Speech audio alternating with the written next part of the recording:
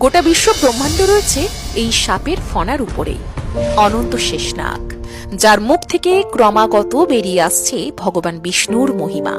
এই পুরো বিশ্ব কোনো শূন্যে নয়, বরং রক্ষা করছেন এই অনন্ত শেষনাগই, যার ফণার উপর রয়েছে প্রায় 14টা লোক। পুরাণ বলছে এই কথাই। কিন্তু আরো অবাক করার বিষয় হলো, এই সৃষ্টি শুধু আমাদের পৃথিবী নয়, বরং এক বিশাল 14 লোকের জগৎ। আর এই সমস্ত লোকের ভার ধারণ করে আছেন অনন্ত শেষনাগ।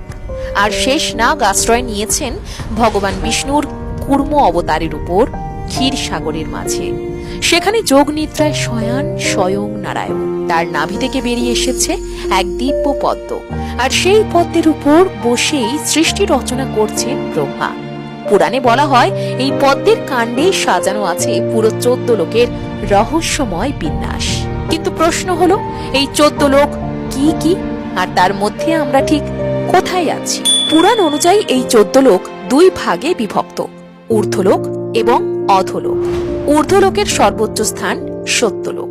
এটি ব্রহ্মার আবাস, যেখানে মায়ার কোনো অস্তিত্ব নেই, কেবল পরম জ্ঞান আর শুদ্ধতার আলো। তারপর তপলোক, অসাধারণ শক্তিধর ঋষি ও তপস্বীদের ধ্যানস্থ ভূমি।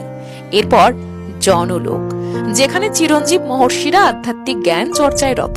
তার নিচে মহারলোক, মহান সাধুদের আবাস ভূমি, যা প্রলয়ের সময়ও আংশিকভাবে টিকে থাকে। তারপর স্বর্গলোক, দেবরাজ ইন্দ্রের রাজ্য, দেবতাদের ঐশ্বর্যময় আবাস। এরপর রয়েছে ভুবর লোক, পৃথিবী ও স্বর্গের মধ্যবর্তী অঞ্চল, যেখানে দেবতা, আত্মা ও সিদ্ধ ঋষিদের বিচরণ। আর সপ্তম হলো ভূলোক, এটাই আমাদের পৃথিবী। কর্ম, পাপ, পুণ্য আর জীবনের পরীক্ষা যেখানে ঘটে। এরপর শুরু হচ্ছে অধোলোকের রহস্যময় জগৎ, অষ্টম অতল, মায়া ও জাদুর অদ্ভুত রাজ্য। নবম বিতল, যেখানে ভৈরব ও শিবের শক্তির প্রভাব, আর বলা হয় এখান থেকেই নাকি সোনার উৎপত্তি। দশম সুতল, রাজা বলির রাজ্য, যা বিষ্ণু বামন অবতারে তাকে দান করেছিলেন।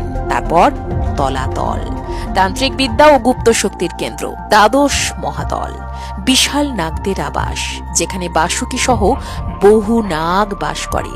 ত্রয়োদশ রসাতল, অসুর ও দানবদের শক্তিশালী জগৎ। আর সবশেষে পাতাল লোক, এখানে অধিষ্ঠান করছেন স্বয়ং অনন্ত শেষনাগ। পুরাণের ভাষায় এই শেষনাগই তার ফণার উপর ধারণ করে রেখেছেন সমগ্র 14 লোকের ভার। অর্থাৎ আমরা যে পৃথিবীতে বাস করি তা শুধু একটি মাত্র স্তর, অসীম মহাবিশ্বের এক ক্ষুদ্র অংশ।